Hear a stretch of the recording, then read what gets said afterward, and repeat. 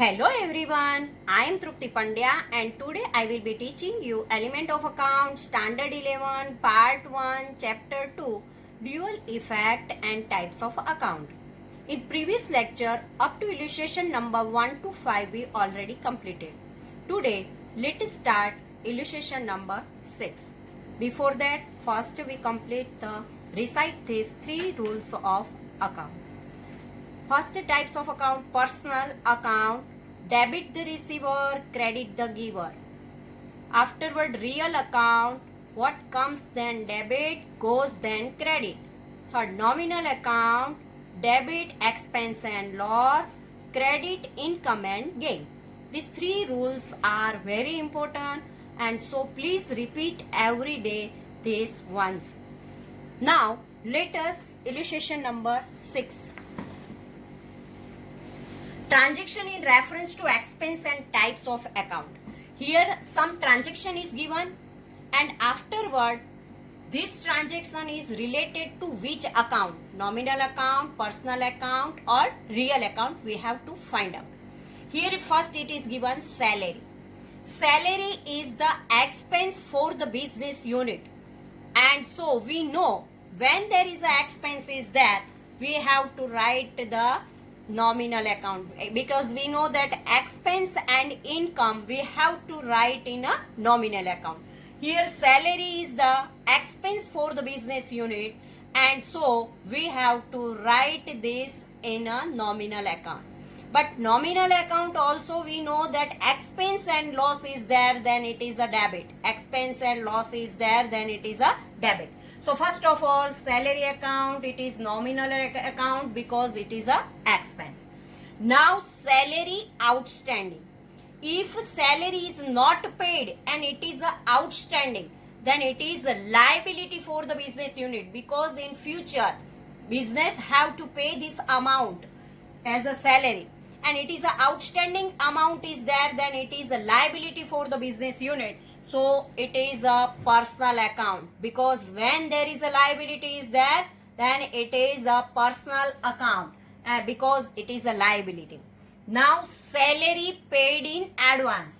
When there is a paid in advance, it is receivable because it is our person received this amount, and so personal account. Salary paid in advance is there, otherwise outstanding salary is there. It is one is a liability and one is a receivable, so it is a personal account. But when there is a salary is there, it is a nominal account. Second transaction is there, expense rent paid. If rent paid, then it is a nominal type of account because it is an expense for the business unit. But rent outstanding or rent paid in advance, then rent outstanding because this rent is not paid, so it is outstanding, and so it is a liability for the business unit, so it is a personal account. And rent paid in advance means it is a receivable, and so personal account is there. Now commission paid. Commission paid, it is an expense for the business unit, so it is a nominal type account is there. But when commission outstanding, this commission is not paid, it is a outstanding. So when there is any expense is outstanding, it is a liability for the business unit, and so it is a personal account. But if commission paid in advance and it is a receivable for the business unit, and so it is a personal account. Now brokerage paid, this is also the expense for the business unit, and so it is a nominal type of account is there because it is an expense. And brokerage outstanding, it means this brokerage is not paid, and so it is a personal account because it is a liability for the business unit. But this brokerage paid in advance, so it is a receivable, and it is also the personal account. Now, like an expense in a business unit, some income account is also there. Some transaction of a business can be expenses and income, rent paid, rent received. If rent paid, then sometime rent received also there. Commission paid, then commission received also there. Brokerage paid, then brokerage received also there. Discount received and discount allowed, both are there. So this type of income is also there, and sometimes there is a expense is also there. So when there is a received word is there, it is a income. But when there is a paid word is there, then it is a expense is there. Now transaction in reference to income type of account. Commission received. When we received the commission, then it is a income for the business unit, and so it is related with the nominal account because it is a income. But commission outstanding.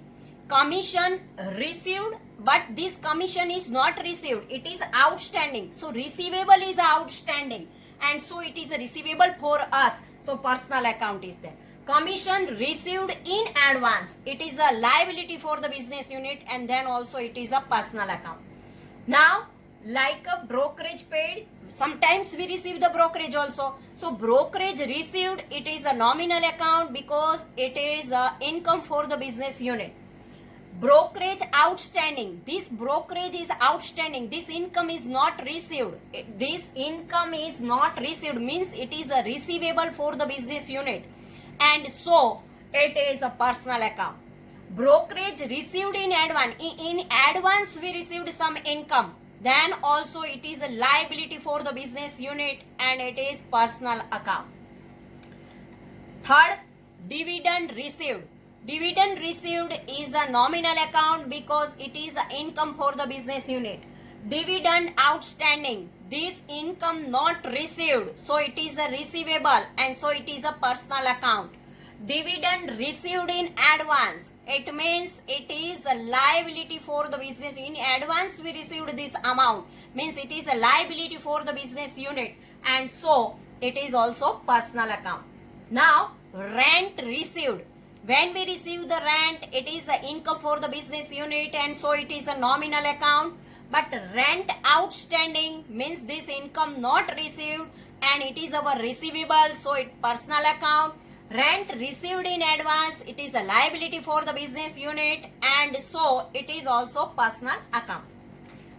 So this way some expenses are there and some incomes are there, but when this income and expenses are outstanding or received in advance, then their transaction is right this way. So first of all, you find out that which type of account is there, and its effect, find out that it is a debit or it is a credit. Now rules of debit and credit of account. First of all, transaction is there, then first of all we find out that it is economic transaction or non-economic transaction is there. When economic transaction is there, then it is related with the business, and so we have to write this transaction in our books of account. But afterwards, second step, we have to find out that this transaction is related with which account, and afterward when we find out that it is a cash transaction or credit transaction. When cash transaction is there or credit transaction is there, afterward we find out that which account is debit and which account is credit. This way, step by step, we have to write all the entries. Now for the rules of a debit and credit of account. So when we want to write out the in our books of accounts this transaction, at that time we have to find out that which account is debit and which account credit, because when we want to write the account, at that time this knowledge is very necessary. Otherwise it is not possible to write anywhere. So first of all, we find out the rules of debit and credit. In this chapter, we have studied dual effect of transaction in point number 5. Earlier, we already know that there are two effects in every transaction. Every transaction has two effects because dual effect are there. One is debit and second is credit. So always one effect is debit and one effect is credit is there. But for this, which account is debit and which account is credit, we have to always remember the rules and principle of the debit and credit. So, under double entry system accounting, as per its name, it is a method to give two effect of transactions. While giving twofold effect, it may affect two or more than two accounts. Transaction of a business is also made between two parties. Two effects are there, two parties are there. we have acquired information of a dual effect in the form of first effect and second effect. Which is the first effect and which is the second effect? First effect means debit effect. Always first effect we have to write debit effect, and credit effect we have to write as a second effect. So first effect means debit effect of transaction and second effect means credit effect of a transaction. From the above presentation, it can be said that the dual effect of transactions means first a debit effect and second credit effect. So first of all, which account is debit and which account is credit? First we find out the debit effect and credit effect. In brief, every transaction of a business has effect means debit and credit effect. There are predetermined rules in the accounting for debit effect and credit effect. Debit and credit rules are made for the following three accounts. We know that there are three accounts are there: personal account, real account and nominal account. Personal account, any person taking benefit from the business. When person is there, then any person taking benefit from the business. Otherwise, person who giving the benefit to the business. These two type of possibilities are there. So when person taking the benefit, it is the receiver. So receiver always debit. And if the person giving the benefit to the business unit, it is the giver, and giver always credit. So debit the receiver, credit the giver. Now second, real account. Real account means receipt, otherwise income, otherwise increase. Increase the value, otherwise the receipt amount is there or income is there. Goods, asset or cash. When increase or receive, then there is in a business, it is a gain for the business unit, income for the business unit, and it is always credit.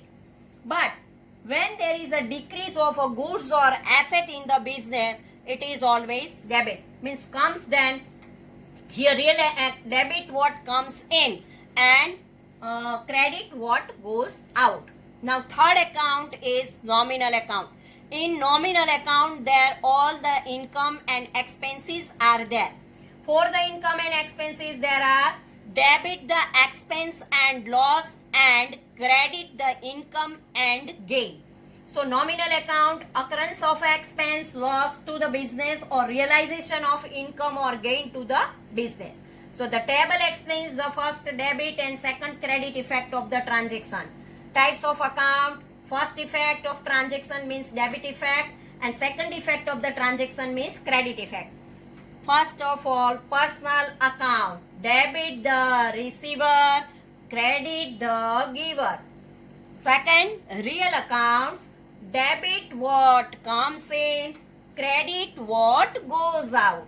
Third, nominal account. Debit expense and loss, credit income and gain.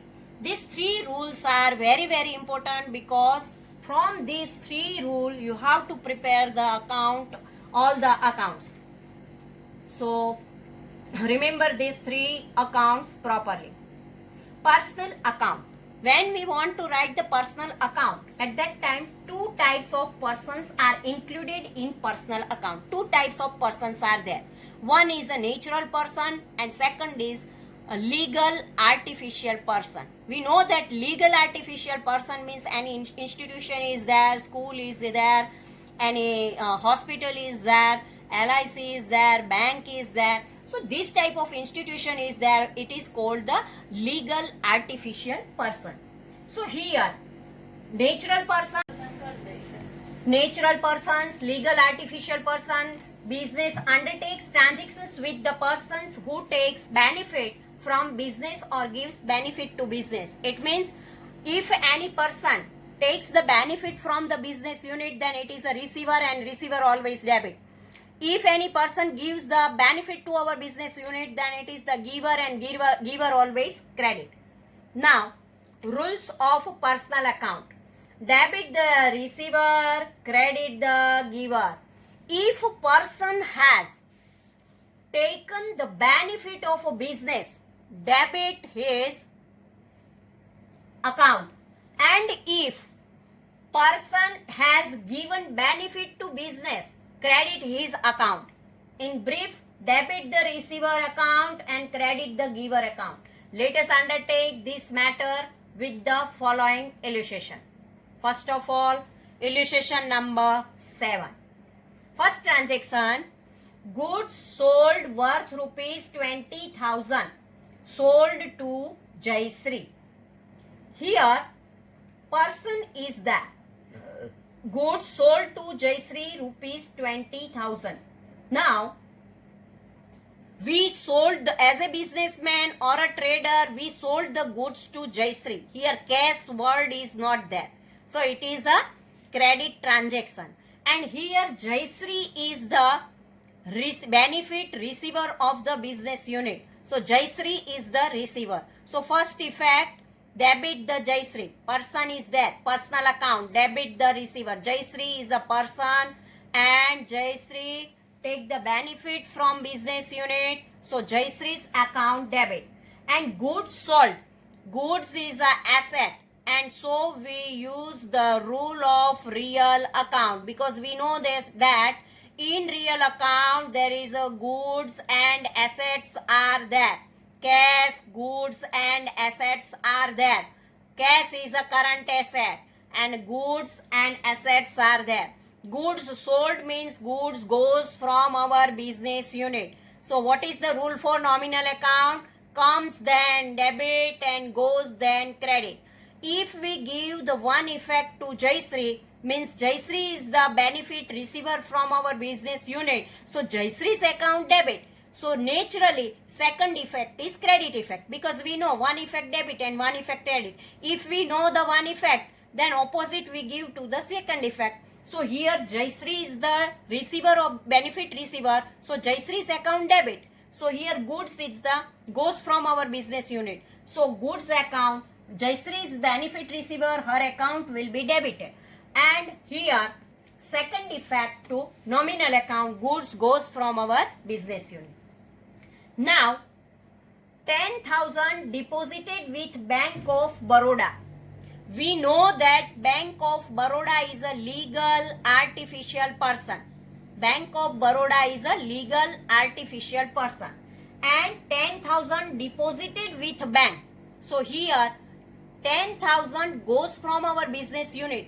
We deposited this amount in our bank account. So here bank is the receiver. Bank of Baroda is the receiver. When we deposited the money in the bank, at that time Bank of Baroda is the receiver.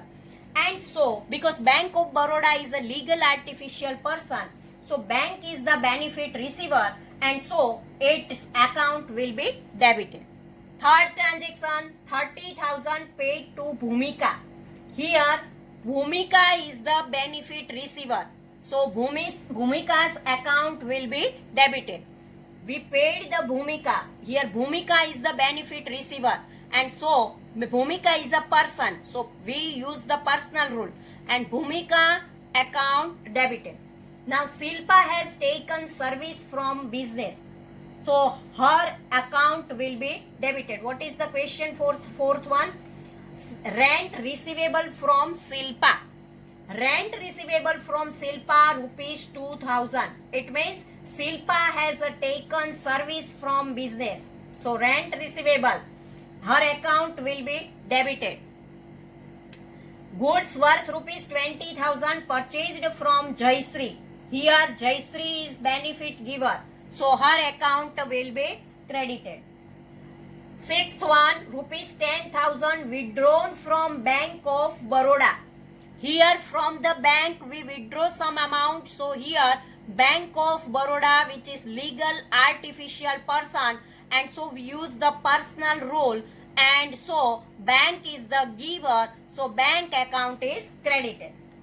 Now business, eighth one, business has taken benefit of a service of a Silpa, her account will be credited. Eighth transaction is there, rent payable to Silpa rupees 2,000. Payable to rupees 2,000. Here business has taken benefit or service from the Silpa. So her account will be credited because Here, Silpa gave the benefit or service.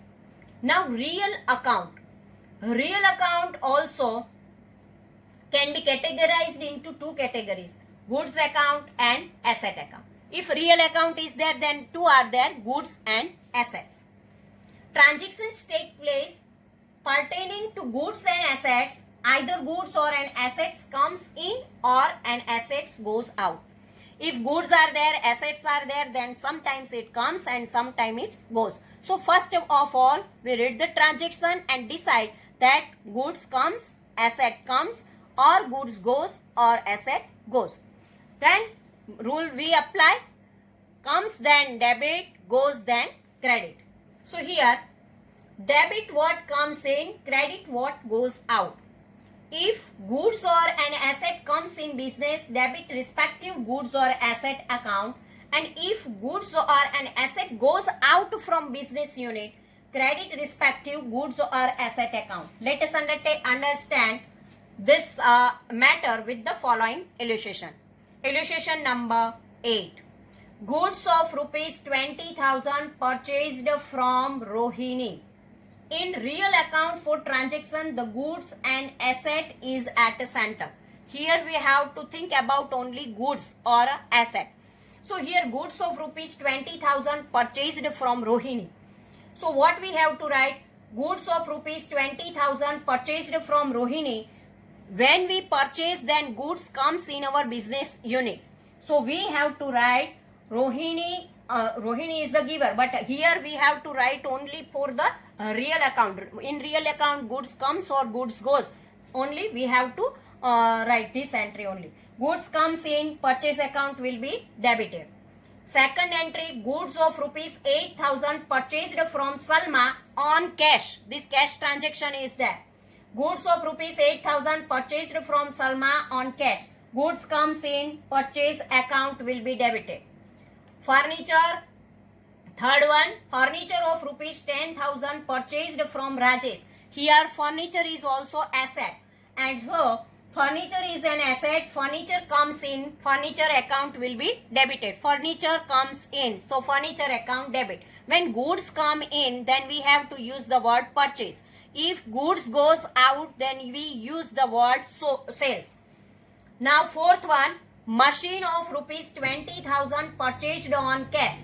Here machine comes in our business unit, so machine is as asset, machine account will be debited. Now fifth one, goods of rupees 20,000 sold to Rohini. Sold means goods goes from our business unit. Goods goes out, sales account will be credited. Goods, sixth one, goods of rupees 8,000 sold to Salma on cash. Goods goes out, so sales account will be credited. This seventh one, old furniture of rupees 10,000 sold to Rajesh. Here furniture is a asset and furniture goes out, so furniture account credited. Machine of rupees 20,000 sold on cash. Here machine is an asset and machine goes out, so machine account will be credited. So this way, when real account means goods are there, assets are there, then we have to, if comes then debit, and if asset or goods goes, then we have to write in a credit. Now third one, nominal account. In nominal account we know that when there is a expense or loss is there, then we have to write a debit. And if there is a income or gain is there, then we have to write a credit. Here, under nominal accounts, due to the transaction, one is a income or revenue realized for or expense incurred. All expenses are debited and incomes are credited. Rules of nominal account: debit, expense and loss, credit, income and gain. Let us understand this matter with the following illustration. Illustration number 9. 5,000 paid for salary. Here salary is the expense. 5,000 paid for salary. Salary is expense. Salary account will be debited. We know that when there is an expense, we have to write the debit, and if there is an income, then we have to write the credit. 3,000 paid. Paid word means expense, and receive word then it is an income. 3,000 paid for rent. Rent is an expense. Rent account will be debited. Paid telephone bill. 2,000. Telephone bill is expense. Telephone bill account will be debited. Bad debt incurred for rupees 3,000. Bad debt means our debtor now not paid this amount to us. So this amount is a loss. So bad debt is a loss. Bad debt account will be debited. Brokerage received. Here received word is there, so it is a income. So brokerage received rupees 2,500. Brokerage is a income. Brokerage account will be credited. Sixth one, dividend received. Received word means income. Dividend is a income. Dividend account will be credited. Commission received rupees 1,800. Commission is a income. Commission account will be credited. Interest received rupees 2,200. Interest is a income. Interest account will be credited. Now rules of debit credit. Study the following table and remember these debit credit rules, because this chapter 2 is a very important chapter is there, and from these 3 rules you write all the accounts in a further standard also.